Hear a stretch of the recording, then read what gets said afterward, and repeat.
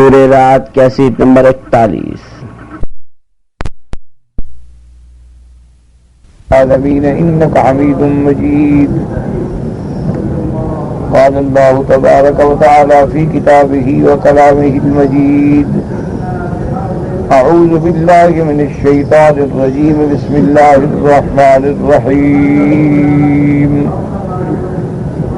والذین آتیناہم الکتاب یفرحون بما انزل الیک ومن الاحزاب من ینکر بعضہ قل انما امرت ان اعبد اللہ ولا اشرک به الیہ ادعو والیہ مآب۔ وكذلك أنزلناه حكما عربيا ولئن اتبعت أهواءهم بعدما جاءك من العلم ما لك من الله من ولي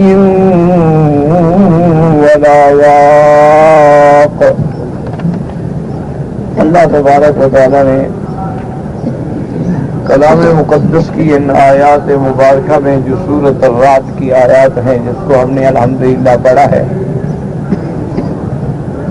بڑی تفصیل سے اللہ تبارک و تعالی نے کافرین، مشرکین اور ان کا مآل، انجام، اور اس کے بعد مسلمان مومنین اور ان کا انجام، جنت کی صفتیں، اور مومنوں کے لیے جو اللہ نے وہاں نعمتوں کا انتظام فرمایا ہے، جو نعمتیں دائمی بھی ہیں اور ختم ہونے والی بھی نہیں ہیں، ان کا ذکر ہم نے پڑھا۔ آخری آیات مبارکہ میں جو ہم نے پڑھا ہے، گویا وہ ایک خلاصہ تھا کہ جو کافر ہیں، گمراہ ہیں، گم کردہ راہ ہیں، لہم عذاب فی الحیات الدنیا، ان کے لیے دنیا کی زندگانی میں بھی عذاب ہے، وَلَعَذَابُ الْآخِرَةِ أَشَدُّ، اور وَلَعَذَابُ الْآخِرَةِ أَشَقُّ وَمَا لَهُم مِّنَ اللَّهِ مِن وَاقٍ، اور آخرت کا عذاب جو ہے وہ بہت ہی سخت ہے، اور اللہ کے سوا ان کو کوئی چھڑانے والا بھی نہیں۔ ان کے بعد پھر تشبیہ آئی تھی، تفصیل آئی تھی جنت کی، کہ مثل الجنت التی وعد المتقون، کہ اس جنت کے بارے میں جو اللہ نے ڈرنے والوں کے لیے وعدہ فرمایا ہے، اور جس کا شان یہ ہوگی کہ تجری من تحتها الانہار، کہ جن باغوں کے نیچے نہریں بہتی ہوں گی، اور جن کے معقولات دائمی ہوں گے، جن کے سائے دائمی ہوں گے، اور اتنے بڑے بڑے سائے ہوں گے کہ ایک بہت بڑا شاہ سوار ایک بے انتہا بہترین گھوڑے پہ بھی 100 سال چلے تو وہ سایہ ختم نہ ہو۔ اللہ تبارک و تعالی نے یہ انجام بنایا ہے ان لوگوں کا جو اللہ سے ڈرنے والے ہیں۔ وَعُقْبَ الْكَافِرِينَ النَّارُ، اور کافروں کا انجام کیا ہے؟ وہ جہنم ہے۔ یہ آپ قرآن پاک میں الحمدللہ متعدد مقام پہ پڑھتے ہیں کہ یا ایھا الذین آمنوا اتقوا اللہ حق تقاتہ، کہیں آپ پڑھتے ہیں فاتقوا اللہ ما استطعتم، کہیں آپ پڑھتے ہیں فاتقوا اللہ واطیعون، کہیں آپ پڑھتے ہیں المتقون۔ تو یہ ڈرنے والے جو ہیں، اس ڈرنے سے کیا مراد ہے؟ اس پر مفسرین کرام رحمت اللہ علیہم اجمعین نے بڑے ابحاث، بڑے تفصیل سے ذکر فرمایا ہے۔ خلاصہ یہ ہے کہ جن کے دل میں اللہ کا ڈر ہے، کیا مطلب؟ جب ڈر ہے تو نافرمانی نہیں ہوگی، اگر نافرمانی کر رہا ہے تو گویا ڈر نہیں ہے۔ اب آپ دیکھتے ہیں نا کہ کسی جگہ اگر حکومت کے قوانین کا ڈر ہے تو وہاں جرم نہیں ہوتا، اگر کسی جگہ کسی پہرے دار کا خوف ہے تو آدمی اندر نہیں جاتا، کسی جگہ کسی پہرے سے ڈر ہے تو آدمی کبھی وہ دیوار نہیں پھلانگتا، کیونکہ اس کو خوف ہے، خطرہ ہے کہ جاؤں گا تو گولی مار دیں گے، گارڈ کھڑے ہیں، ریفلے لے کے کھڑے ہیں، انتظامات بڑے سخت ہیں، پہرا بڑا سخت ہے۔ تو اس لیے اللہ سے ڈرنے کا معنی ہی یہ ہوتا ہے کہ جب آدمی کو یہ یقین ہے کہ میرا ہر عمل میرے خدا کے سامنے ہے، کہ کہ میری زندگی کا کوئی لمحہ جو ہے، چاہے میں اندر گزاروں یا باہر گزاروں، گھر میں گزاروں یا بازار میں گزاروں، مسجد میں گزاروں یا بیت میں، اللہ کے سامنے ہے، اور اللہ تبارک و تعالی ہر ذرے کو دیکھنے والے ہیں، دیکھ رہے ہیں، تو اب دل میں خوف ہوگا کہ میں نافرمانی کروں تو خدا مجھے پکڑ لے، میں اللہ تبارک و تعالیٰ کے حدود سے کیسے تجاوز کروں؟ اچھا وہ نماز میں کھڑا ہے تب بھی ڈر ہے کہ میں کوئی غلطی نہ کروں، پتہ نہیں میری نماز قبول بھی ہوگی کہ نہیں ہوگی۔ وہ طواف میں ہے پھر بھی خوف ہے کہ پتہ نہیں میں صحیح طواف بھی کر رہا ہوں کہ نہیں کر رہا ہوں۔ تو یہ جو مقام ہے، اچھا پھر اس میں مقامات کا فرق ہے، ایک عام آدمی کا ڈرنا ہے اور ایک اولیاء اللہ کا ڈرنا ہے، اور ایک پھر صدیقین و شہداء کا ڈرنا ہے، اور ایک پھر انبیاء کا ڈرنا ہے، اور ایک پھر خاتم الانبیاء علیہم الصلاۃ والتسلیم۔ تو پھر یہ درجات ہیں، حالانکہ انبیاء معصوم ہیں، اللہ نے ان کے لیے جنت کے فیصلے فرما دیے، لیکن اس کے باوجود بھی اتنا خوف ہے کہ ساری ساری رات مصلی پہ کھڑے ہیں، تبرمت کا دبا ہو کہ ان کے پاؤں جو تھے وہ بھی سوج گئے زیادہ قیام کرنے سے۔ تو یہ معنی ہوتا ہے، لیکن جب آدمی جرم کرے اور چوری کرے اور ڈاکہ ڈالے، شراب پیے، زنا کرے، حرام کھائے، رشوت لے، جھوٹ بولے، غیبت کرے، پھر کیا مجھے ڈر ہے، میں اللہ سے بڑا ڈرتا ہوں، یہ جھوٹ بول رہا ہے، معنی یہ ہے کہ یہ منافقت کر رہا ہے۔ تو ظاہر کچھ ہے اور باطن کچھ ہے، کلمات کچھ ہے اور عمل کچھ ہے۔ اب ان کے بعد اللہ پاک نے ان آیات میں ذکر فرمایا ہے اہل کتاب۔ یاد رکھو کہ اہل کتاب میں بھی جو لوگ ایمان نہیں لے آئے وہ کافر ہیں۔ مثلاً اگر یہود ہیں وہ میرے آقا پہ ایمان نہ لے آئے کافر ہیں، نصارہ ہیں میرے آقا پہ ایمان نہ لے آئے کافر ہیں، لیکن ان کو الگ اس لیے ذکر کر دیا گیا کہ ایک تو امیین ہے نا کہ جن پہ کوئی کتاب نہیں آئی، اور ایک اہل کتاب ہے کہ کم از کم پہلے سے ایک کتاب ان کے پاس آئی ہے، اور وہ اپنے آپ کو حضرت موسیٰ علیہ السلام کا امتی مانتے ہیں، وہ کتاب تورات پر بظاہر ایمان کا دعویٰ کرتے ہیں، تو اس لیے اللہ ان کو الگ ذکر کرتے ہیں، وہ بھی کافر ہیں، اگر ایمان نہیں لے آئے ہیں وہ بھی کافر، جیسے منافق بھی کافر ہیں کہ ظاہر اسلام ہے اور اندر کفر ہے، لیکن ان کو الگ ذکر کیوں کیا گیا کہ ایک تو کافر کھلا کافر ہے، اور ایک ایسی ہیں کہ وہ کہتے ہیں نہیں جی ہم تو مسلمان ہیں، مسجد میں آتے ہیں، نمازیں پڑھتے ہیں، حضور صلی اللہ علیہ وسلم کی خدمت میں آتے ہیں، لیکن اندر کفر ہے۔ تو اس لیے اللہ تبارک و تعالیٰ منافقین کا الگ ذکر کرتے ہیں، مشرکین کا الگ ذکر کرتے ہیں، اور اہل کتاب یہود و نصارہ کا الگ ذکر کرتے ہیں، لیکن انجام ایک ہی ہے کہ جو آدمی اللہ کی توحید پہ اور سرکار دو جہاں سیدنا محمد مصطفیٰ صلی اللہ علیہ وسلم کی رسالت پہ ایمان نہ لے آئے، وہ چاہے کتنی کتابوں کے دعوے کرے وہ کافر۔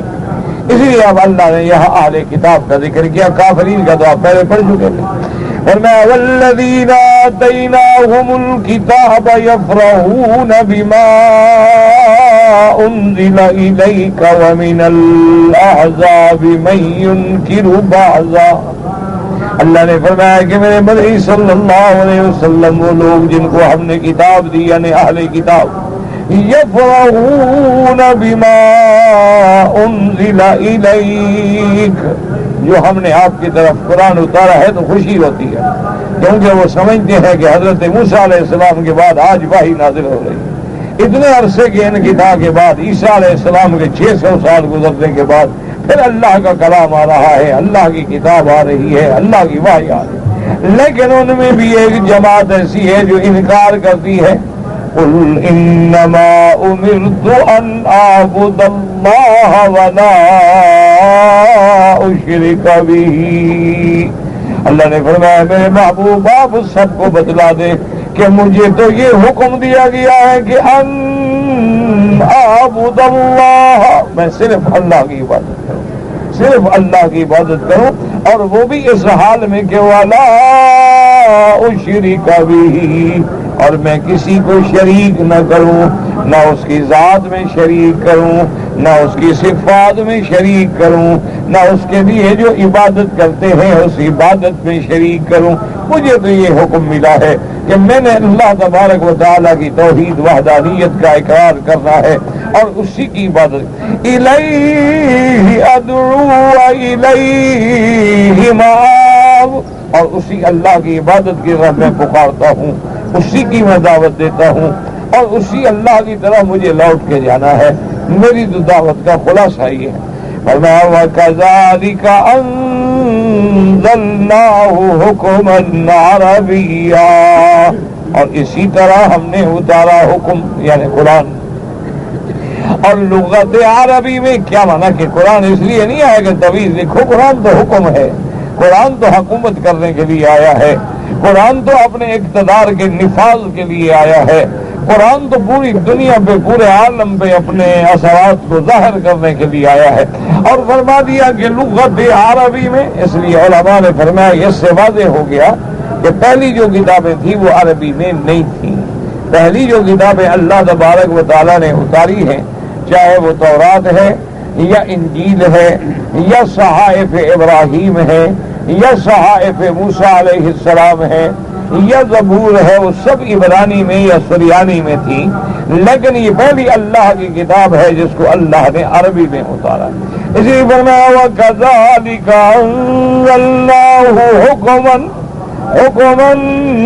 عَرَبِيًّا وَلَئِنِ اتَّبَعْتَ أَهْوَاءَهُمْ بَعْدَ مَا جَاءَكَ مِنَ الْعِلْمِ مَا لَكَ مِنَ اللَّهِ مِنْ وَلِيٍّ وَلَا وَاقٍ۔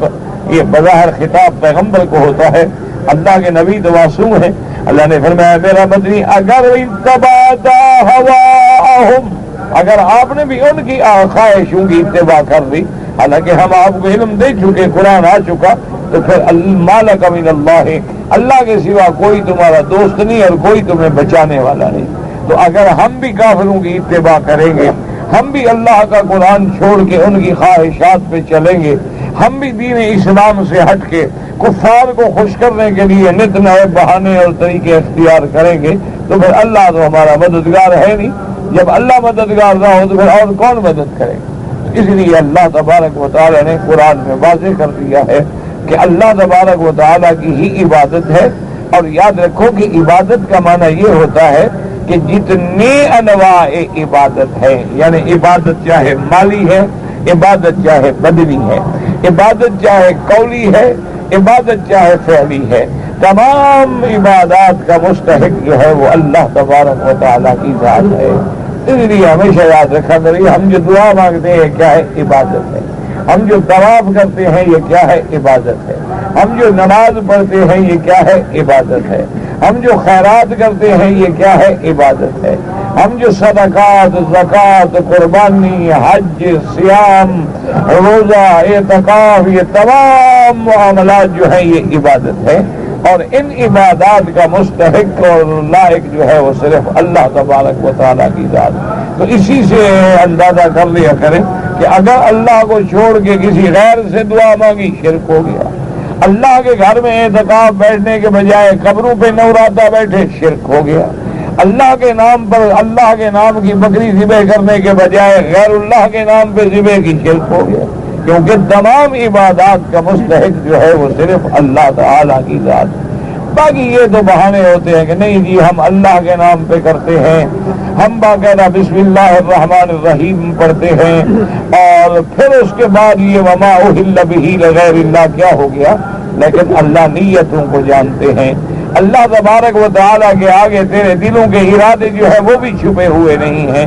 تو جب تم کسی بکری کو، گائے کو، بھینس کو، مال کو کسی غیر، کسی پیر، کسی قبر کے نام پہ منسوب کر رہے ہو، بس کسی میں شرک ہو گیا۔ اب اس میں لاکھ بسم اللہ الرحمن الرحیم پڑھتے ہو۔ اس کی ایک آسان مثال سمجھ لیں، اگر ایک آدمی مثال کے طور پہ یہ ہے کعبہ شریف، اور یہ کعبے کے عین کے بجائے اگر ادھر رخ کر کے لاکھ فاتحہ پڑھے، سورتیں پڑھے، رکعتیں کرے، تسبیح پڑھے، سبحان رب الاعلیٰ پڑھے، سبحان رب العظیم پڑھے، نماز ہو جائے گی؟ نماز نہیں ہو، حالانکہ تو سب کچھ پڑھ رہا ہے۔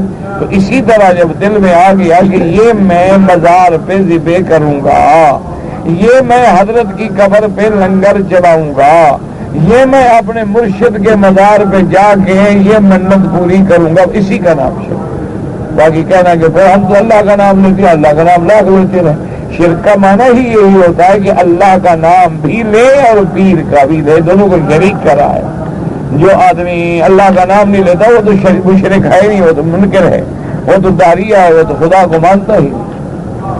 اسی لیے مفسر رحمۃ اللہ علیہ فرماتے ہیں یقول تعالی والذین آتیناہم الکتاب فرمایا وہم قائمون بمقتضاہ، وہ لوگ جن کو ہم نے پہلے کتاب عطا فرمائی یعنی تورات و انجیل، لیکن یہ بھی شرط ہے کہ وہ اپنی اس کتاب پہ چلنے والے ہیں، جیسے عبداللہ ابن سلام، عبداللہ ابن سوریہ، یہ وہ لوگ تھے جو پہلے بھی تورات پہ عامل تھے اور پھر اسلام لے آئے حضرت محمد مصطفیٰ صلی اللہ علیہ وآلہ آلہ وصحبہ وسلم تسلیما کثیرا کثیرا یفرحون بما انزل الیک اے من القرآن ما فی کتبہم من الشواہد الی صدقہ والبشارۃ بہ۔ اللہ نے فرمایا میرا بدری یہ سچے اہل کتاب جو ہیں وہ قرآن پاک کے نزول پہ خوش ہوتے ہیں، کیونکہ ان کی نشانیاں قرآن کی گواہیاں جو ہے ان کی کتابوں میں موجود ہیں۔ ان کی کتابوں میں تفصیل سے لکھا ہے کہ آخر زمانے میں ایک نبی پیدا ہوں گے جن کا نام محمد مصطفیٰ ہوگا صلی اللہ علیہ وآلہ آلہ وصحبہ وسلم تسلیما کثیرا کثیرا۔ تو جب وہ دیکھتے ہیں کہ جو ہماری کتابوں میں تھا بعین ہی وہی اتر رہا ہے تو ان کو تو پھر خوشی ہوتی ہے کہ ان کی تصدیق ہو گئی۔ فرمایا الذین آتیناہم الکتاب یتلونہ حق تلاوتہ، وہ لوگ جن کو ہم نے کتاب دی وہ پڑھتے ہیں اس کو صحیح معنی میں پڑھنا۔ کیا مانا؟ یہ نہیں کہ صرف زبانی پڑھتے ہیں، عمل کرتے ہیں۔ صرف ایک ہوتا ہے تلاوت کرنا کہ قرآن کو بنا بنا کے پڑھا جائے، لیکن شرط یہ ہے کہ اس پہ عمل کیا جائے۔ لیکن یہ قیامت کی علامات میں ہے۔ حضور پاک صلی اللہ علیہ وسلم نے فرمایا کہ آخر زمانے میں ایک وقت آئے گا کہ دنیا میں قرآن پڑھنے والے تو بہت ہوں گے، قاری بڑے ہوں گے، لیکن عمل کرنے والا کوئی نہیں ہوگا۔ فرمایا کہ علماء کم ہو جائیں گے اور قرآن پڑھنے والے بہت ہو جائیں گے۔ اور آج دیکھیں کہ بعین ہی وہی منظر ہے کہ گلی گلی میں مسجد میں قاری ہے، لیکن علماء الا قلیل، بہت تھوڑے ہیں جو صحیح معنی میں علماء ہیں، جن کو صحیح معنی میں آدمی عالم کہہ سکتا ہے۔ یہ دو کتابیں پڑھ لینے سے آدمی مولوی عالم نہیں بن جاتا، یاد رکھو۔ علم جو ہے اس کا بہت بڑا مقام ہے۔ اللہ تبارک و تعالیٰ کوئی قطرہ کوئی ذرہ آپ کو بھی اور ہمیں بھی نصیب فرمائے۔ اس لیے فرماتے ہیں قل آمنوا بہ او لا تؤمنوا الی قولی ان کان وعد ربنا لمفعولا ان کان ما وعد اللہ فی کتب رسول محمد صلی اللہ علیہ وسلم صدقا مفعولا لا محالة وقائنا وسبحانہ ما اصدق وعدہ فلہ الحمد وحدہ۔ اب اس کے بعد فرماتے ہیں کہ جو اللہ پاک نے وعدہ کیا ہماری کتابوں میں جس کا ذکر موجود ہے کہ اللہ پاک ایک نبی بھیجیں گے جس کا نام محمد مصطفیٰ ہوگا صلی اللہ علیہ وآلہ وسلم، وہ وعدہ پکا ہے، وہ وعدہ سچا ہے، وہ ہر حال میں ہونا ہے، اس کو کوئی روک نہیں سکتا۔ وَسُبْحَانَهُ مَا أَصْدَقَ وَعْدَهُ، پاک ہے اس کی ذات، کیسا سچا وعدہ اللہ کا کہ اللہ نے جو وعدہ فرمایا اور اللہ نے جس کا ذکر تورات و انجیل میں فرمایا وہ اللہ کا وعدہ سچا ہو گیا، اور اللہ پاک نے محمد مصطفیٰ صلی اللہ علیہ وسلم کو امام الانبیاء خاتم الانبیاء والمرسلین بنا کے بھیجا ہے۔ اس لیے بعض روایات میں آتا ہے کہ حضرت امیر المؤمنین سیدنا عمر بن الخطاب رضی اللہ تعالیٰ عنہ نے ایک دن حضرت عبداللہ ابن سلام سے پوچھا۔ عبداللہ ابن سلام رضی اللہ عنہ صحابی جلیل ہے اور پہلے تورات کے بہت بڑے عالم ہیں، اللہ نے ان کو اسلام نصیب فرما دیا۔ تو ایک دن حضرت عمر رضی اللہ تعالیٰ عنہ نے پوچھا کہ عبداللہ ابن سلام اب تو اللہ کا شکر ہے کہ تم مسلمان ہو گئے، ایمان لے آئے، اسلام لے آئے، لیکن یہ بتاؤ اسلام لے آنے سے پہلے کا جو دور ہے کیا اس میں تمہیں یقین تھا کہ یہی محمد مصطفیٰ اللہ کا سچا نبی ہے؟ تو عبداللہ ابن سلام نے کہا کہ امیر المؤمنین سچی بات پوچھتے ہو نا، خدا کی قسم ہے مجھے اپنی اولاد میں تو شک ہو سکتا ہے لیکن محمد کی صداقت میں کوئی شک نہیں۔ اپنی اولاد میں تو شبہ ہو سکتا ہے، پتہ ہے ہمارا لطف ہے، پتہ ہے عورت نے کوئی منہ کالا کیا، خیانت کی ہے، اور یا ہمارا بھی ہے اور کسی اور کا بھی پانی ملتا رہا ہے اس بوٹے کو، تو اس میں تو ایک عورت کی گواہی ہے نا، اعتبار کرنا پڑتا ہے، اور تو کوئی ہمارے پاس گواہ شواہ ہے نہیں۔ لیکن حضور کی صداقت میں تو اس نے کہا ہمیں ذرے برابر بھی شک نہیں، اولاد میں شک ہے لیکن محمد مصطفیٰ میں شک نہیں، اس لیے کہ محمد مصطفیٰ کی گواہی جو ہے وہ موسیٰ علیہ السلام نے دی، محمد مصطفیٰ کی گواہی جو ہے وہ عیسیٰ علیہ السلام نے دی، اللہ کی تورات و انجیل نے دی، اور ایسی ایسی نشانیاں لکھی ہیں کہ ایک اندھا بھی دیکھے تو پہچان لے۔ تو اس لیے حضرت عبداللہ ابن سلام رضی اللہ، اس لیے مفسر فرماتا ہے کہ سبحانہ اللہ تیری ذات پاک ہے، جو تو نے وعدہ فرمایا وہ پورا فرمایا، وَلَهُ الْحَمْدُ وَعْدَهُ، اور وہی حمد کے لائق ہے کیونکہ تمام نعمتوں کا منبع، تمام نعمتوں کے دینے والا اللہ ہے، تو اس لیے حقیقتاً حمد کا مستحق بھی صرف اللہ ہے۔ باقی اگر کوئی بندے کی طرف سے نعمت ملتی ہے وہ مجازی ہے، کیونکہ وہ بندے کو تو پیدا کرنے والا اللہ ہے، تو حقیقتاً حمد کا حقدار بھی صرف اللہ تبارک و تعالی، اسی لیے لہ الملک ولہ الحمد، ملک بھی حقیقتاً اسی کے لیے ہے۔ باقی یہ تو دنیا میں میرا گھر ہے اور میرا ملک ہے اور میرا شہر ہے اور میرا وطن ہے، یہ تو یعنی ایسے عارضی باتیں ہیں، ورنہ اصل مالک تو اللہ کی ذات ہے۔ اس کی بات فرماتے ہیں مفسر رحمۃ اللہ علیہ، وَيَخِرُّونَ لِلْأَذْقَانِ يَبْكُونَ وَيَزِيدُهُمْ خُشُوعًا، اور جب وہ قرآن سنتے ہیں تو اپنی ٹھوڑیوں پہ گرتے ہیں اور ان کی خشوع بڑھ جاتی ہے۔ اللہ تبارک و تعالیٰ کے قرآن کو سننے سے ان کے دلوں کے اندر جو خشیت ہے وہ بڑھ جاتی ہے۔ وَفَرْمَا وَمِنَ الْأَحْزَابِ مَن يُنْكِرُ بَعْضَهُ أَيْ وَمِنَ الطَّوَائِفِ مَن يُكَذِّبُ بِبَعْضِ مَا أُنزِلَ إِلَيْكَ، اور میرا مدنی محبوب صلی اللہ علیہ وسلم بعض جماعتیں ایسے بھی ہیں کہ جو ہم نے آپ پہ قرآن اتارا ہے وہ اس کے منکر ہیں۔ اصل وجہ کیا ہے کہ عیسیٰ علیہ السلام پر جب عیسیٰ علیہ السلام دنیا میں موجود تھے تو دو جماعتیں تھیں، ایک ماننے والے ایک کافر۔ اب عیسیٰ علیہ السلام جب آسمانوں پہ زندہ اٹھا لیے گئے تو اب عیسیٰ علیہ السلام کے ماننے والوں میں کئی فرقے بن گئے۔ ایک فرقہ تو اسی طرح ایمان پہ قائم رہا کہ عیسیٰ علیہ السلام رسول اللہ ہے، کلمۃ اللہ ہے، روح اللہ ہے، اور اللہ نے آپ کو زندہ آسمانوں پہ اٹھا لیا ہے اور اللہ پاک آپ کو اتاریں گے۔ وہ اسی ایمان پہ رہے، اسی پہ قائم رہے۔ لیکن ایک فرقہ جو تھا اس نے اپنے عقیدے میں گڑبڑ کر دی، اس نے کہا کہ نہیں اللہ تو عیسیٰ علیہ السلام اصل میں خود خدا ہے، تو جتنے دن چاہا زمین پہ رہا اب آسمانوں پہ چلا گیا، بس انہوں نے کہا وہ تو خود خدا ہے، آئے تھے دنیا میں رہے تھے، بشریت کا لباس پہنا ہوا تھا، ورنہ اصل میں تو آپ ہے، جدھر دیکھتا ہوں ادھر تو ہی تو ہے۔ تو اب جو ہے اللہ میاں آسمانوں پہ واپس چلے گا۔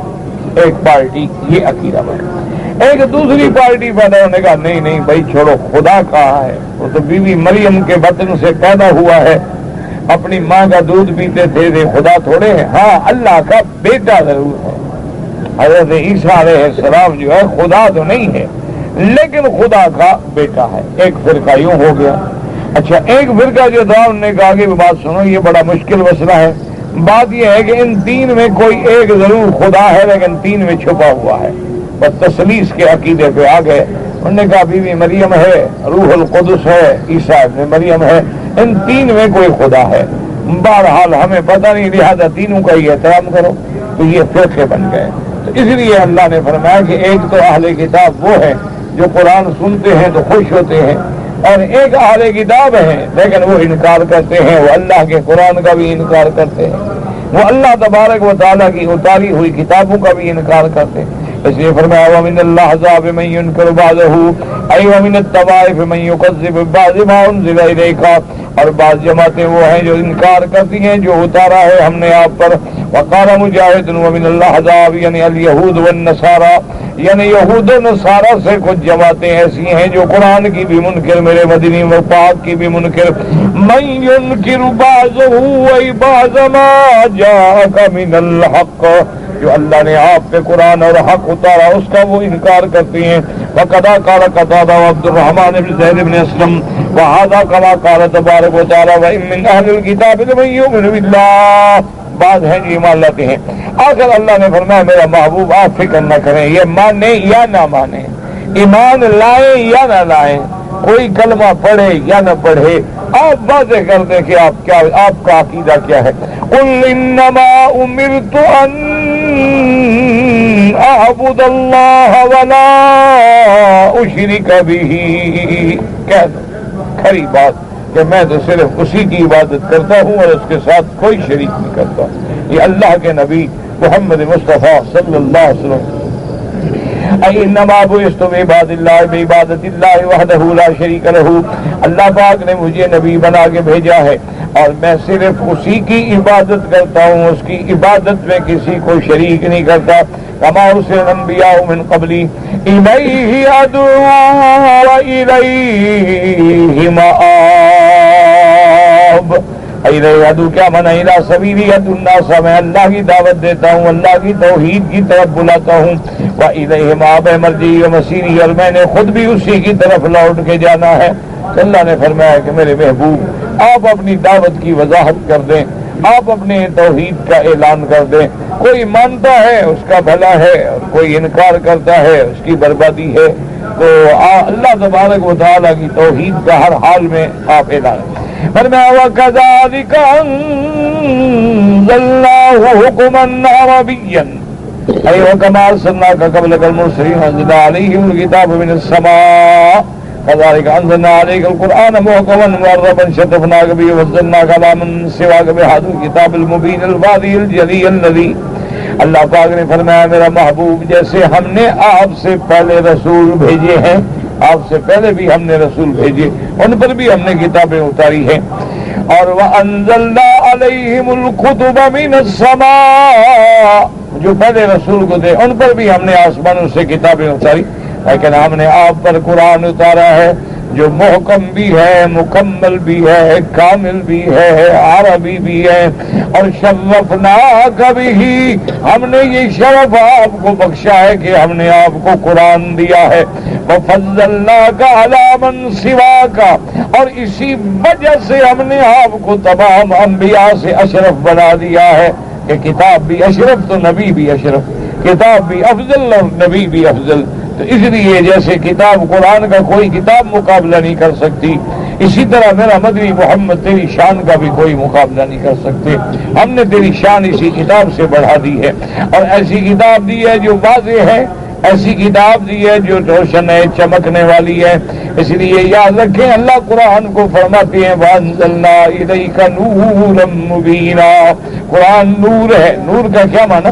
نور کا معنی ہوتا ہے کہ خود بھی روشن ہو اور دوسری جگہ کو بھی روشن کرنے والا ہو۔ اب دیکھیں نا لائٹ جو رہی ہے دور سے ہمیں نظر آ رہی ہے، کبھی لائٹ ہے تو خود بھی روشن ہے اور اس کی روشنی جو ہے دوسری چیزوں کو بھی روشن کر رہی ہے، تو قرآن جو ہے خود بھی نور ہے، اور ہمیں ظلمات اور شرک سے نکالنے کے لیے اللہ تبارک و تعالیٰ کی نور کی ایسی روشنی ہے کہ جب آدمی قرآن پڑھتا ہے تو سارے ظلمات سے نکل جاتا ہے۔ اس لیے فرماتے ہیں کہ قرآن کی صفت ایسی ہے لا یاتیہ الباطل من بین یدیہ ولا من خلفہ، کہ قرآن کی ایسی ہم نے حفاظت کی ہے کہ کوئی آگے پیچھے اس میں کوئی دخل دے ہی نہیں سکتا، کوئی باطل، کوئی ڈاکو، کوئی جن حملہ کر کے ایک لفظ بڑھا دے نہیں سکتا۔ تنزیل من حکیم حمید، اور یہ قرآن جو ہے اس نے اتارا ہے جو حکمت والا، اللہ تبارک و تعالیٰ جس کا ہر کلمہ، جس کا ہر قول، جس کا ہر فعل جو ہے وہ حکمت سے خالی نہیں، اور وہ حمید، حمد کا مستحق اسی کی ذات ہے۔ اب اس کے بعد فرماتے ہیں وَإِنِ اتَّبَعْتَ أَهْوَاءَهُمْ أَيْ آرَاءَهُمْ بعد ما جاءك من العلم، اور میرا مدنی میرے مصطفیٰ صلی اللہ علیہ وسلم جب ہم نے آپ کو قرآن عطا فرمایا، قرآن کا علم عطا فرمایا، اگر اس کے بعد بھی آپ نے کافروں کی خواہش، کافروں کی رائے کو، کافروں کی باتوں کی طرف اتباع کر لی، ما لک من اللہ من ولی ولا واق، اللہ کے سوا پھر تیرا کوئی دوست نہیں اور کوئی بچانے والا نہیں۔ اب مفسر فرماتے ہیں وَهَذَا وَعِيدٌ لِأَهْلِ الْعِلْمِ أَن يَتَّبِعُوا سُبُلَ أَهْلِ الضَّلَالِ بَعْدَ مَا صَارُوا إِلَيْهِ مِنْ سُلُوكِ السُّنَّةِ النَّبَوِيَّةِ وَالْمُحَجَّةِ الْمُحَمَّدِيَّةِ عَلَى مَنْ جَاءَ بها افضل الصلاۃ والسلام۔ اب مفسر رحمۃ اللہ علیہ فرماتے ہیں کہ اس آیت میں ان علماء کے لیے بڑی وعید ہے کہ جن کو اللہ نے علم دیا ہے قرآن کا بھی سنت کا بھی، اور پھر اس کو چھوڑ کے وہ اگر گمراہ ہو جائیں اور طریقہ محمد مصطفیٰ کو چھوڑ کے بدعات میں مبتلا ہو جائیں تو یہ ان کے لیے سب سے بڑی وعید ہے کہ پھر ان کو کوئی بچانے والا نہیں ہوگا، نہ اللہ ان کا دوست مددگار، نہ ہی اور جب اللہ نہ بچائے تو پھر کون بچائے گا؟ تو اس لیے ہمیشہ یاد رکھیں کہ ان آیات مبارکہ میں اللہ تبارک و تعالیٰ نے بہت بڑی وعید ذکر کی ہے، لیکن ان لوگوں کے لیے جو لوگ علم والے ہیں کہ علم کے بعد جو آدمی کفر کرے اور شرک کرے، اس لیے ہمیشہ یاد رکھیں۔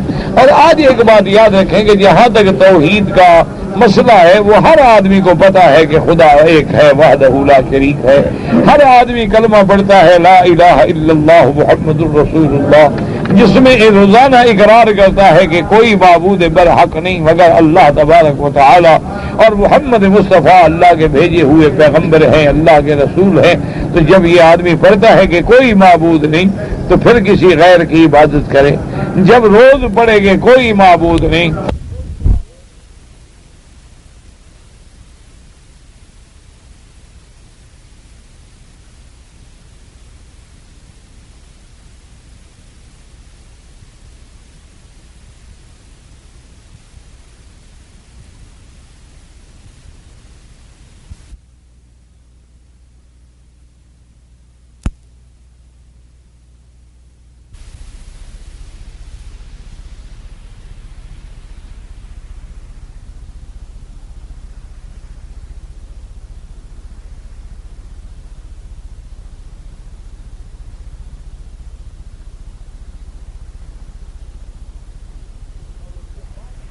اور اس کے بعد پھر وہ گمراہی کا راستہ اختیار کر دیے تو پھر اس کی اپنی تباہی کا راستہ ہے، اور اس کو پھر اللہ کے سوا کون چھڑا سکتا ہے اور اللہ کے سوا کون بچا سکتا ہے؟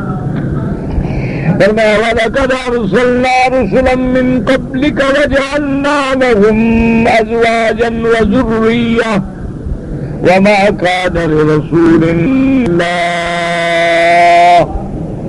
لِكُلِّ أَجَلٍ كِتَابٌ يَمْحُو اللَّهُ مَا يَشَاءُ وَيُثْبِتُ وَعِندَهُ أُمُّ الْكِتَابِ۔ اب اللہ پاک نے فرمایا کہ میرا بدری صلی اللہ علیہ وسلم وَلَقَدْ أَرْسَلْنَا رُسُلًا مِّن قَبْلِكَ، ہم نے آپ سے پہلے جو پیغمبر بھیجے ہیں ان کے لیے بھی ہم نے ان کو بھی بیویاں عطا فرمائی، اولادیں عطا فرمائی، اور یہ بات بھی یاد رکھ لیں کہ وما کان الرسول نہیں یأتی بآیۃ الا بإذن اللہ، کوئی بھی پیغمبر کوئی بھی رسول معجزہ نہیں دکھلا سکتا مگر اللہ کے حکم سے۔ لکل اجل کتاب، اور ہر چیز کے لیے اللہ تبارک و تعالیٰ نے ایک وقت مقرر کر دیا ہے، اس کے علاوہ یمحو اللہ ما یشاء، جو چاہے مٹا دے، ویثبت، جو چاہے ثابت رکھے، وعندہ ام الکتاب، اور اسی کے پاس وہ کتاب ہے جس کے اندر یہ ساری چیزیں، ساری نشانیاں، سارے علامات جو ہیں اللہ نے ذکر فرمائی ہے۔ تو اس لیے اللہ تبارک و تعالیٰ نے ارشاد فرمایا ہے کہ میرے مدنی صلی اللہ علیہ وسلم آپ سے جو پہلے پیغمبر گزرے ہیں ہم نے ان کو بیویاں دیں، اولادیں دیں، مانے یہ ہے کہ وہ بھی بشر ہیں، وہ بھی اولاد آدم ہیں، ان کی بھی اولاد ہے، ان کی بھی بیویاں ہیں۔ تو یہ معنی نہیں ہوتا کہ جو پیغمبر ہو یا اللہ والا ہو وہ ساری چیزوں سے کٹ جائے۔ اسی لیے حدیث مبارک میں آتا ہے کہ کچھ صحابہ نے آپس میں مشورہ کیا، کہنے لگے کہ بھائی بات یہ ہے کہ پہلے زمانے میں جو لوگ گزرے ہیں ان کی عمر تو 2,000 سال تھی، ہزار سال تھی، اور ہماری عمر کیا ہے 70 75 80۔ تو اس لیے ہم ایسا کرتے ہیں، اتفاق کرتے ہیں، وہ سارے ساتھی جو ہیں مل جاتے ہیں، وعدہ کرتے ہیں کہ بالکل رات کو قطعاً بستر پہ سونا ہی نہیں، ساری رات عبادت کر، اور کوئی دن نہیں چھوڑنا مگر روزہ رکھ۔ باقی کہنے لگے کہ بات یہ ہے کہ شہوت جو ہے تنگ کرے گی بیوی بچوں کے لیے، انسان ہے، جوان آدمی ہے، شہوت ہوتی ہے، خواہش ہوتی ہے، خسی ہو جاتے ہیں، خلاص شہوت رہے گی نہیں، جان چھوٹی۔ جب شہوت نہیں ہوگی تو بیوی کیا کریں گے؟ تو جب انہوں نے سب نے یہ آپس میں فیصلہ کیا، حضور صلی اللہ علیہ وسلم کو پتہ لگا، حضور نے فرمایا بلاؤ میرے ساتھ، سارے صحابہ حاضر ہوئے۔ آپ نے فرمایا مجھے یہ بات پہنچی ہے، تم لوگوں نے ایسا پروگرام بنایا ہے کہ روزہ رکھیں گے اور افطار نہیں کریں گے، صائم الدہر بن جائیں گے اور ساری رات عبادت کریں گے اور شادی نہیں کریں گے، گوشت نہیں کھائیں گے، فلاں نہیں کریں گے، یہ ساری باتیں کی۔ میں کہا یا رسول اللہ کی آپ نے فرمایا اچھا تم میں سے کوئی ایسا ہے جو میری شان کو پہنچ سکے؟ میں نے کہا یا رسول اللہ آپ کا شان پوچھا، آپ کا مقابلہ کون کر؟ تو فرمایا اللہ کے بندے اصوم و افطر، میں روزہ بھی رکھتا ہوں، افطار بھی کرتا ہوں، اور میں نے شادیاں بھی کی ہیں، بیویوں کا حقوق بھی ادا کرتا ہوں، میں سوتا بھی ہوں، میں جاگتا بھی ہوں، میں کھانا بھی کھاتا ہوں اور کبھی روزہ بھی رکھ لیتا ہوں۔ تو یہ تم میرے سے کیسے شان میں ترقی کر جاؤ گے؟ اسلام میں کوئی رہبانیت نہیں ہے، بلکہ اسلام کا معنی یہ ہے کہ اللہ کے جمیع احکام کی پیروی کی جائے۔ اسلام کا معنی یہ نہیں ہے کہ جوگی بن کے مندروں میں جا کے بیٹھ جاؤ، جوگی بن کے اور جناب جا کے رومی اپنا دھونی دبا کر کسی درخت کے نیچے بیٹھ جاؤ گے، جی اچھا نہیں کھانا ہے، پینا نہیں ہے، شادی نہیں کرنی، فلاں نہیں کرنی، یہ چیزیں خلاف فطرت ہیں، یہ اللہ تبارک و تعالیٰ کے قوانین فطرت کے خلاف ہیں۔ جب اللہ کے پیغمبر شادی کرتے ہیں، جب اللہ کے پیغمبر افطار بھی کرتے ہیں، روزہ بھی رکھتے ہیں، حضور صلی اللہ علیہ وسلم کبھی کبھی روزہ رکھتے، بیوی عائشہ فرماتی ہے معلوم ہوتا ہے آپ حضور ہمیشہ روزہ رکھیں، لیکن پھر جو چھوڑ دیتے معلوم ہوتا ہے وہ کبھی بھی نہیں رکھیں۔ تو کبھی آپ روزہ رکھ لیتے، کبھی آپ چھوڑ دیتے۔ حضور صلی اللہ علیہ وسلم رات کو جا کے تہجد بھی پڑھتے، آرام بھی فرماتے۔ حضور صلی اللہ علیہ وسلم اپنے بیویوں کے حقوق بھی ادا فرماتے۔ حضور صلی اللہ علیہ وسلم اگر اللہ اچھی نعمت عطا فرماتا، گوشت عطا فرماتا، تناول فرما دیتے، اور اگر اللہ نہ دیتا تو کھجور پہ گزارا بھی فرما دیتے۔ اس لیے اللہ نے فرمایا کہ میرا بدنی آپ سے پہلے بھی جتنے پیغمبر ہم نے بھیجے ہیں ان کو بھی ہم نے بیویاں دی، ان کو بھی ہم نے اولاد دی، ان کو بھی ہم نے یہ ساری نعمتیں عطا فرمائی ہیں، اور اسی طرح آپ کو بھی ہم نے اولاد بھی دی ہے، آپ کو بھی ہم نے بیویاں دی ہے، اپنی نعمت دی ہے۔ باقی میرے ہر معاملہ جو ہے، اور یہ بھی ہے کہ کوئی پیغمبر اپنے منشے سے موجودہ نہیں لاتا، وما كان لرسول ان يأتي بآية الا بإذن الله، جب تک اللہ کا فیصلہ نہ ہو، جب تک اللہ کا ارادہ نہ ہو، جب تک اللہ کا امر نہ ہو، کوئی پیغمبر خود نہیں نشانی دکھلا سکتا ہے۔ اور یہ بھی بات یاد رکھیں کہ ہر چیز کا ایک وقت مقرر ہے۔ اب کافر کہیں کہ جی قیامت آج کیوں نہیں آ جاتی؟ قیامت کا ایک وقت مقرر ہے، جب وقت آئے گا تو آ جائے گی۔ اسی طریقے سے جنت جانے کا ایک وقت مقرر ہے، جب آئے گا تو جنت بھی آ جائے گی۔ اسی طریقے سے اللہ تبارک و تعالیٰ نے ہر چیز کا ایک وقت معین کیا ہے، اور اس وقت سے پہلے کوئی چیز آگے پیچھے نہیں ہو سکتی۔ اللہ تعالیٰ عالم وعلمہ اتم۔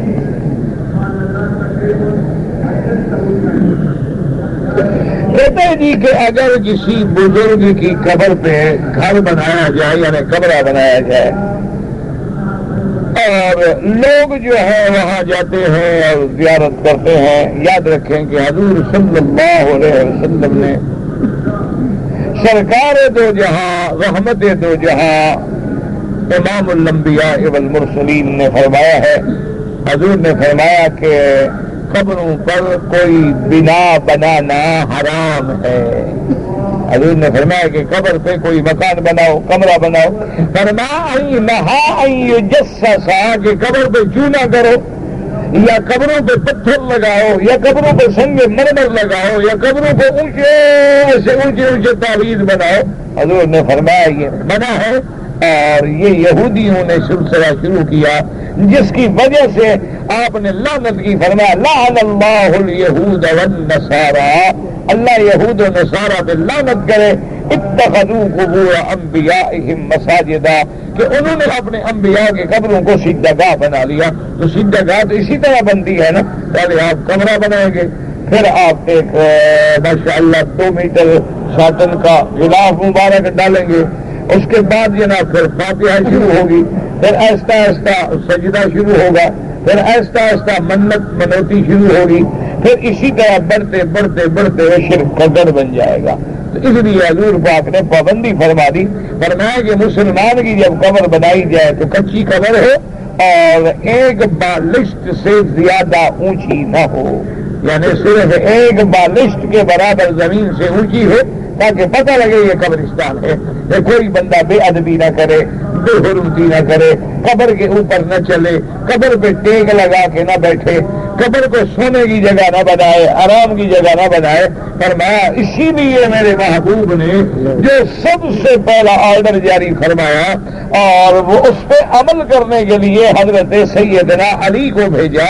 آپ نے فرمایا کہ حضرت علی میں اس وقت تک مکے میں حج میں نہیں جاتا، تم جاؤ پہلے جا کے ولا تدا قبرا مشرفا الا صفیتہ، جو قبر اونچی ہے برابر کر دو زمین، اور جو کسی گھر میں فوٹو ہے، تمثال ہے، بت ہے، مجسمہ ہے، سب کو توڑ ڈالو. تو اس لیے قبروں پہ کمرے بنانا، قبروں پہ کبے بنانا، قبروں پہ مزارات بنانا، اس کو منع کیا ہے سرکار دو جہاں سیدنا محمد مصطفیٰ صلی اللہ علیہ وسلم نے. اب آپ کی مرضی ہے کہ منع کریں حضور قبریں گرائیں، حضرت علی گالیاں دو مولوی مکی کو. میں نے کوئی وجہ بتاؤ بھائی. بات یہ ہے کہ منع کرنے والے کون ہیں؟ محمد الرسول اللہ. اور کپڑے توڑنے والا کون ہے؟ حضرت علی ہے. اور حضور نے صرف منع نہیں فرمایا بلکہ لعنت بھی بھیجی بنانے والوں پر. تو اس لیے اس میں بھی ہمارا کیا قصور ہے؟ غصہ ہم پہ نکالو جی وہاں بھی ہیں جی وہاں بھی ہیں جی وہاں بھی ہیں جی وہاں بھی ہیں. تو آپ نے جو غصہ نکالنا ہے اللہ کے پیغمبر پہ نکالیں، سیدنا علی رضی اللہ تعالیٰ عنہ پہ نکالیں. اچھا اس کے بعد چلو مکہ شریف میں ٹھنڈے دل سے ہم غور کریں کہ اس حضور کی زندگی بڑی مشکل میں گزری، لیکن مدینہ منورہ جانے کے بعد تو اللہ نے عزت دی، غلبہ دیا، بدر فتح ہوا، اس کے بعد تبوک فتح ہوا، مکہ فتح ہوا، تمام علاقے فتح ہو گئے. کیا حضور نے اپنی کسی بیٹی کی قبر پہ کوئی کمرہ بنایا؟ کیا حضور صلی اللہ علیہ وآلہ وصحابہ وسلم نے اپنی بیٹی یعنی بیٹی آپ کی بی بی زینب فوت ہوئی ہے، بی بی رقیہ فوت ہوئی، بی بی ام کلثوم فوت ہوئی، اور اس کے بعد سب سے بڑی بات یہ ہے کہ سید الشہداء سیدنا حمزہ شہید ہوئے. کیا حضور پاک صلی اللہ علیہ وسلم نے سیدنا حمزہ کی مزار پہ روضہ بنایا، قبہ بنایا، کمرہ بنایا، یا چلو اور کچھ نہیں فرمایا ہو کہ بھئی ایک پتھر کا نشان لگا دو، اوپر لکھ دو سیدنا حمزہ کا مزار ہے؟ تو جو کام حضور نہ کریں ہم کیسے اس کو دین بناتے ہیں؟ اور بالکل تم کو اللہ نے عقل دیا ہے، ایمان سے کہیں کہ ساری دنیا کے ہم ولی اکٹھے کر لیں، کیا حضرت حمزہ کا برابر ہو سکتے ہیں جو سید الشہداء اور عم النبی المصطفیٰ رضی اللہ تعالی عنہ وارضاہ؟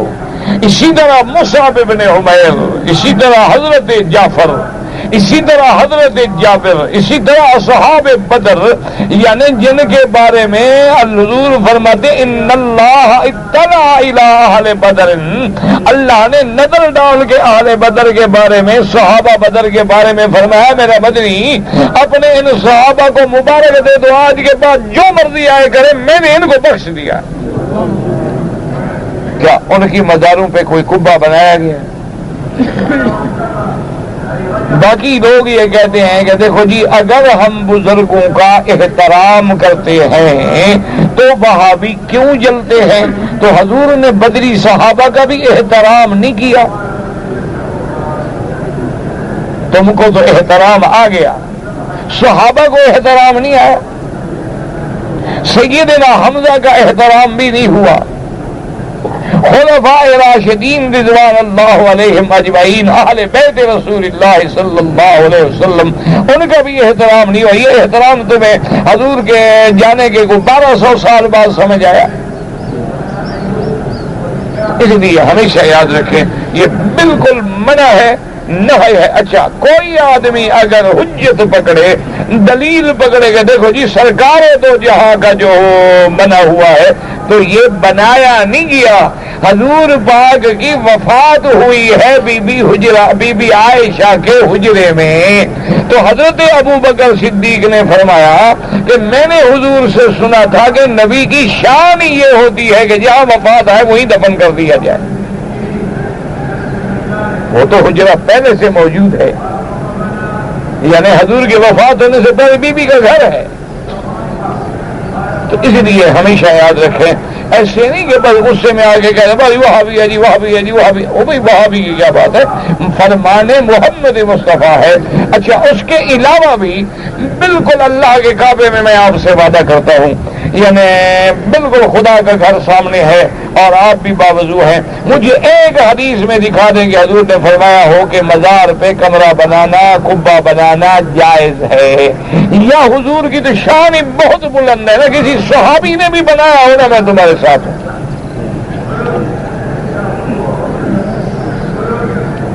بس ایک رواج ہے، بن گیا ہے. آج کل تو پیروں میں مقابلے ہوتے ہیں، وہ کہتے ہیں میرے پیر کا روزہ اونچا، وہ کہتے ہیں نہیں جی میرے پیر کا روزہ اور اونچا ہونا ہے.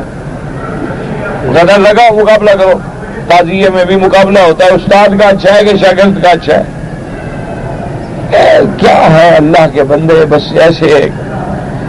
اچھا جی، کہتے ہیں کہ ہم لوگ حج ڈیوٹی پہ اگر آئے ہیں اور دوسرا عمرہ کرنا چاہیں تو میرا بھائی افضل تو یہ ہے کہ جب آپ مدینہ منورہ جائیں اور مدینہ منورہ سے واپس آئیں تو میقات ہے،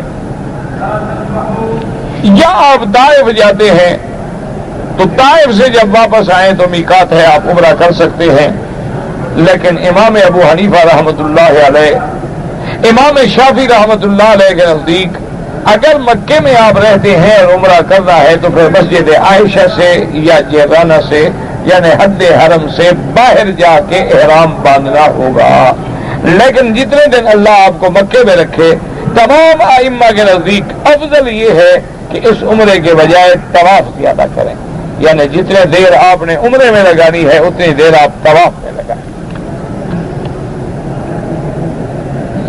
کہتے جی کہ اگر کوئی آدمی طواف میں 7 چکر کے بجائے 8 لگا لے تو کوئی جرمانہ؟ کوئی جرمانہ نہیں، لیکن سنت کے خلاف ہے. اپنے آپ کو یاد رکھے، ہاں کبھی غلطی ہو گئی کوئی بات نہیں، اللہ معاف کرے.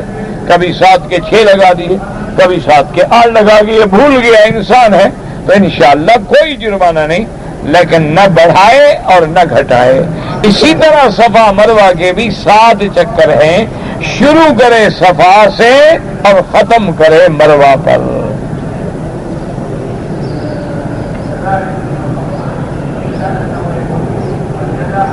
میں نے عمرے میں سر منڈانے کے بعد ٹک لگوائے تو آپ کا عمرہ احرام نہیں کھلا، آپ پہ دم پڑ گئی.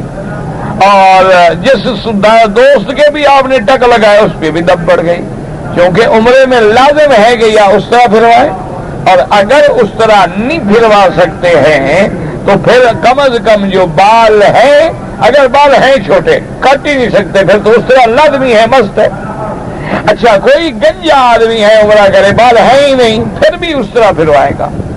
اور اگر بال ہیں تو پھر چوتھا حصہ بالوں کا سارے سر سے اتر جائے تب جا کے آپ احرام سے نکلیں گے.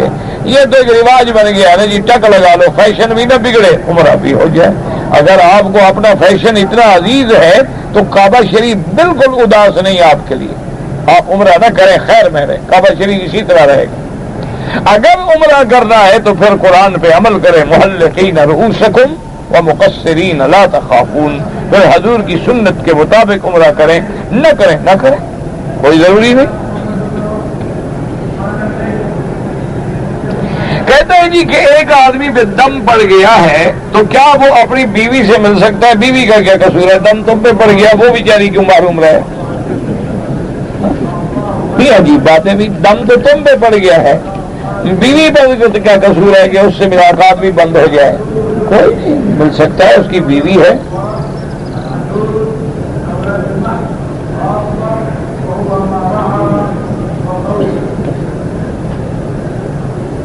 کہتے ہیں جی کہ ایک آدمی ہے وہاں امام تو ہے نہیں، جو امام ہے وہ قرآن صحیح نہیں پڑھتا تو آپ امام کھڑا کریں وہاں جو صحیح قرآن پڑھے. صرف اعتراض کرنے آ رہے ہو تو وہاں نماز پڑھانی شروع کر دو. اعتراض لکھنا تو آسان ہے. تم اچھا قرآن پڑھتے ہو ماشاءاللہ، اس کے لحن جلی اور خفی کو بھی سمجھتے ہو، تم پڑھانا شروع کر دو نماز، تاکہ لوگوں کی نماز صحیح ہو جائے. نماز میں اگر کعبۃ اللہ سامنے ہے تو بالکل عین قبلے میں ہو، ذرا بھی ادھر ہوگا نماز نہیں ہوگی، اور اگر کعبہ سامنے نہ ہو تو پھر طرف قبلہ کافی ہے۔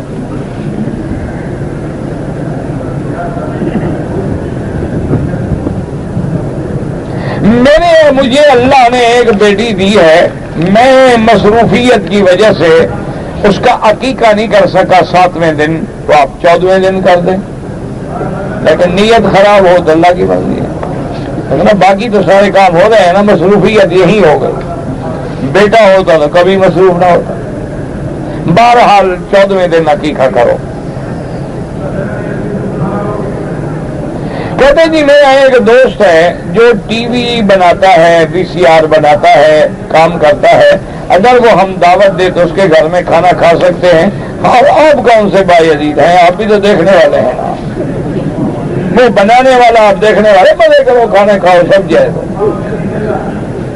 آپ کون سے بڑے بزرگ ہیں؟ آپ اگر بزرگ ہوتے مسئلہ پوچھتے بھائی اگر ایک آدمی کا کھانا حرام ہے تو مت کھاؤ، پیسہ حرام ہے مت کھاؤ۔ واضح بات کہ اگر ایک آدمی کا پیسہ مشکوک ہے، حرام ہے، اور جو حرام کے کام کرتے ہیں تعاون فی الحرام کرتے ہیں وہ حرام ہے۔ اللہ نے قرآن میں فرمایا تعاونوا علی البر والتقوی ولا تعاونوا علی الاثم والعدوان۔ لیکن ایک ہوتا ہے جائز ہونا، جائز ہے کھا لو، تو ضروری تو نہیں ہے کہ وہی ٹی وی والے پیسے ہمیں کھلائے گا، اور بھی تو اللہ نے اس کو پیسہ دیا ہوگا۔ ایک ہی آدمی ہے لیکن سب ایک آدمی، کاغذ بھی ایک جیسا، قلم بھی ایک جیسی، خط بھی مفت کا مولوی ہے، اچھا جو مرضی آئے کرو بابا۔ عصر کی نماز قضا ہو گیا ہے، عشاء کا نماز پڑھنے گیا ہے، تحیت مسجد پڑھا ہے، عصر کا قضا پڑھ سکتا ہے؟ پہلے قضا تو پڑھو، تحیہ بعد میں پڑھتے رہنا، اسی میں تحیہ بھی آ جائے گا۔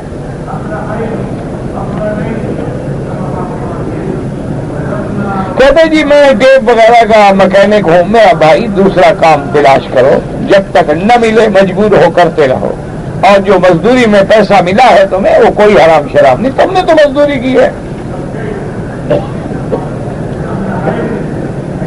میں نے رمضان المبارک کے روزے کی حالت میں اپنی بیوی سے جماع کیا ہے، تو آپ جناب 2 مہینے کے روزے رکھیں، متواتر ایک روزہ بھی نہ چھوٹے۔ اگر روزہ رکھنے کے قابل نہ ہوں تو 60 مسکینوں کو کھانا کھلانا ہوگا۔ یہ نہیں ہے کہ ٹھیک ہٹے کٹے اور چیز میں 60 مسکینوں کو کھانا کھلا دیتا ہوں، یہ کوئی بات، پہلے روزے رکھو۔ جو شخص 2 مہینے کے روزے نہیں رکھ سکتا، معذور ہے، تو اب وہ کھانا کھلائے، ورنہ پہلے کفارہ ادا کریں۔ اور کفارے کا معنی یہی ہوتا ہے کہ کوئی سختی ہو تاکہ آئندہ آپ ایسے کام سے بچیں۔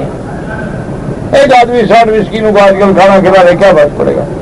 لیکن 300 ریال ایک ٹائم، 600 ریال دے دیا، اگلے رمضان میں پھر بیوی کے ساتھ بیٹھا ہوگا۔ جب 2 مہینے کے روزے رکھے گا نا انشاءاللہ بیوی سے کہے گا دور رہنا، رمضان کا مہینہ کمرے بھی دوسرے میں جائے گا، عقل آئے گا۔ کفارے کا معنی کیا ہے؟ کیوں کفارہ رکھا گیا؟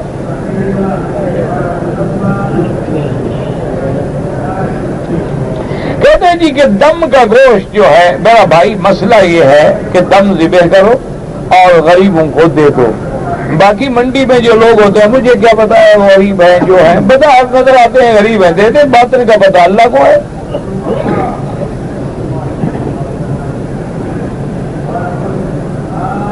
میرے کچھ رشتے دار ہیں مکہ میں، ان لوگوں سے رقم لے کر اپنے نام پر میں ان کے گھر بھیج دوں، کوئی بات نہیں، اگر ان کو اعتبار ہے۔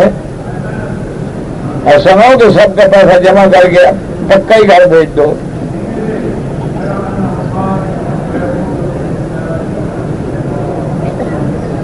میں نے حج سے 2-3 دن پہلے حج کا نیت کیا، عمرہ کر کے احرام کھولا تو مجھ پہ دم ہو گیا۔ کیوں دم ہو گیا؟ اگر آپ نے احرام باندھا، عمرے کا عمرہ مکمل کیا تو کوئی دم نہیں۔ اگر آپ نے حج کا احرام باندھ کے چھوڑ دیا ہے پھر دم ہے، پھر حج بھی کرنا ہوگا۔ میں نے حج میں سعی نہیں کیا، اگر پہلے آپ نے سعی کر لیا تھا دوبارہ ضروری نہیں۔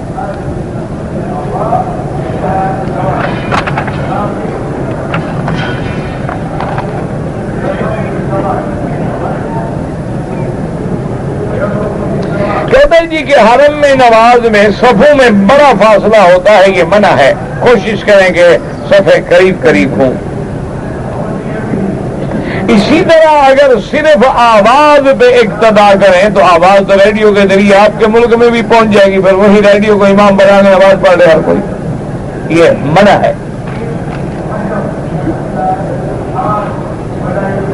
ہاں ایک یہ ہے کہ مثلا ہم حرم میں ہیں لیکن نیچے ہیں، اب ہمیں نظر نہیں آ رہا لیکن آواز سن رہے ہیں تو اسی مسجد میں نا، یا ہم اوپر ہیں نظر نہیں آ رہا لیکن آواز، یا ہم حرم کے باہر کھڑے ہیں لیکن صفیں ایک دوسرے سے جڑی ہوئی آ رہی ہیں تو پھر نماز جائز ہے.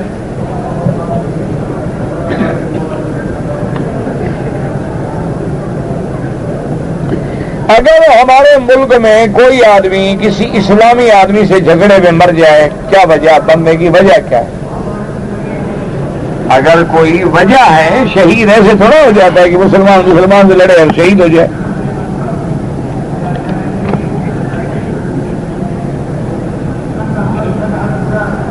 کہتے ہیں جی کہ کسی جماعت والے نے، تبلیغ والے نے کہا ہے کہ یہاں ایک نماز کا 1,00,000 ملتا ہے، اگر دین کی تبلیغ کرو گے تو 1 کروڑ ملے گا. تو جس نے کہا ہے اس کو جا کے گلے میں کپڑا ڈالو، پکڑو. کیوں بری بات کی؟ ہاں جی، یعنی وہ کہتا ہے کہ لوگ دین کے لیے نکلیں، تم روکنا چاہتے ہو، وہ دین پہ نکالنا چاہتا ہے. فیصلہ کر لو کہ حق پہ کون ہے. باقی اللہ کی رحمت ہے، واللہ یضاعف لمن یشاء. اللہ جتنا ثواب بڑھا دیں. کون ہو تم ہاتھ رکھنے والے؟ اور دین سیکھو گے تو 1,00,000 نماز بھی سمجھ آئے گی. جب دین ہی نہیں سیکھو گے تو نماز کیسے سمجھ آئے گی؟ بہرحال میرا بھائی، اگر تم دین کی تبلیغ نہیں کر سکتے تو کرنے والوں کو برا نہ کہو. بس ایک بات یاد رکھو، میں زکوٰۃ دینا چاہتا ہوں، میرا بڑا بھائی جو ہے وہ حقدار ہے، غریب ہے، بالکل دیں اس کو زکوٰۃ. بھائی کو زکوٰۃ دینا منع نہیں ہے، اور بلکہ آپ کو زکوٰۃ کا بھی ثواب ملے گا، صلہ رحمی کا بھی ثواب ملے گا. آپ زکوٰۃ جو ہے اپنے غریب رشتہ داروں کو دیا کریں.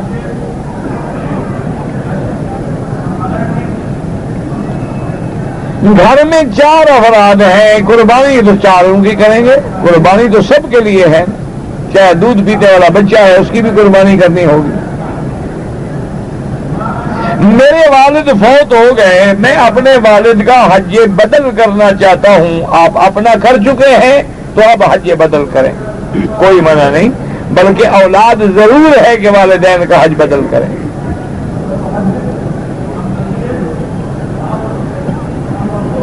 اگر ایک آدمی کی بیوی اور ساس کا جھگڑا ہو رہا تھا، خاوند جو آیا تو اس نے کہا کہ تم میرے لیے مانگے گا، تو اب اس کی نیت کیا تھی؟ اگر اس کی نیت حرام کرنا ہے، حرام ہو گئی، زہار ہو گیا.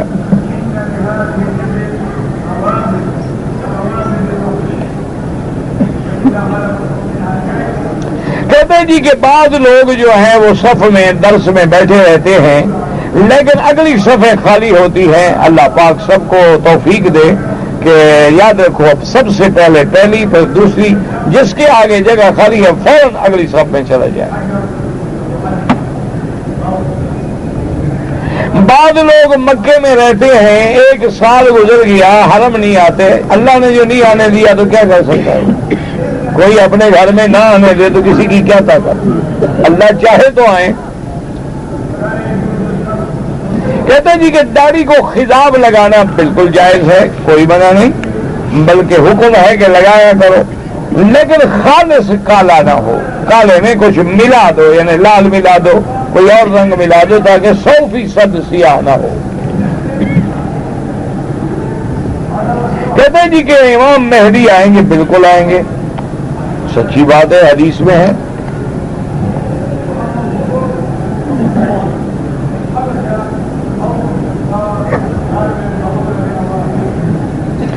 بہرحال اگر آپ کے موبائل میں آن کرنے کے بعد بسم اللہ الرحمن الرحیم آ جاتا ہے یا کوئی قرآن کی آیت آ جاتی ہے تو حمام میں لے کر نہ جائیں، یا پہلے اس کو مٹا دیں پھر چلے جائیں. فوٹو لینا جو ہے بالکل ناجائز ہے. اگر ضرورت ہے، جیسے پاسپورٹ ہے، آئیڈینٹی کارڈ ہے، سفری دستاویزات ہیں، بغیر ضرورت کے فوٹو کھینچوانا حرام ہے۔ بعض لوگ جو ہیں وہ پان کھاتے ہیں، پان کھانے کے بارے میں اگر تمباکو ہے تو پھر علماء نے لکھا ہے کہ مکروہ ہے، اور اگر تمباکو نہ ہو ایسے میٹھے کے لیے شوق کے لیے کھاتے ہیں تو کوئی مسئلہ نہیں۔ واللہ تعالی عالم وعلمہ وتم۔ اللہم صلی علی سیدنا محمد وعلی آل سیدنا محمد وبارک وسلم۔ یا الہ العالمین، عالم اسلام کی عزت غلبے کا فیصلہ فرما دے۔ یا اللہ حضور کی امت پہ رحم فرما، یا اللہ حضور کی امت پہ رحم فرما، یا اللہ عالم عرب پہ رحم فرما، عالم اسلام پہ رحم فرما، یا اللہ اسلامی ملکوں پہ رحم فرما، یا اللہ کفر کو ذلت میں شکست سے دوچار فرما دے۔ یا الہ العالمین، یا ارحم الراحمین، بیماروں کو شفا عطا فرما، ہماری ظاہری باطنی روحانی جسمانی نفسانی بیماریاں پریشانیاں دور فرما۔ یا اللہ شر شیاطین الجن والانس سے محفوظ فرما، یا اللہ تمام اشرار کے شرور سے محفوظ فرما، یا اللہ اپنے دین پہ چلنے کی توفیق عطا فرما۔ یا الہ العالمین، بیماروں کو شفا عطا فرما، بے حیاؤں کو حیا عطا فرما، بے دینوں کو دین عطا فرما، بے اولادوں کو اولاد عطا فرما، جن کی اولادیں ہیں ان کو صالح بنا۔ یا اللہ جن کے گھروں میں بچیاں ہیں ان کے رشتے سر انجام فرما، بے روزگاروں کو روزگار عطا فرما، قرض داروں کے قرض عطا فرما۔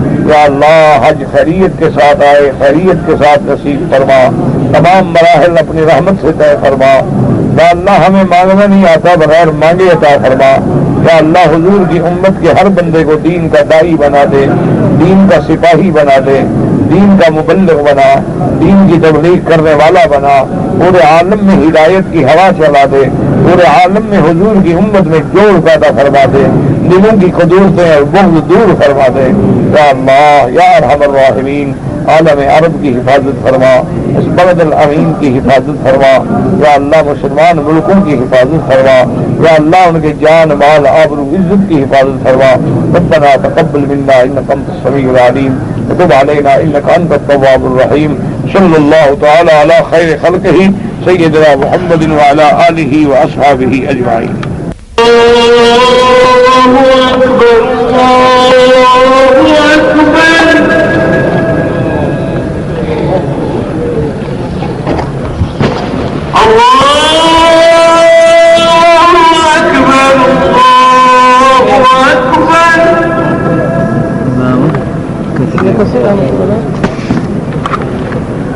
أشهد أن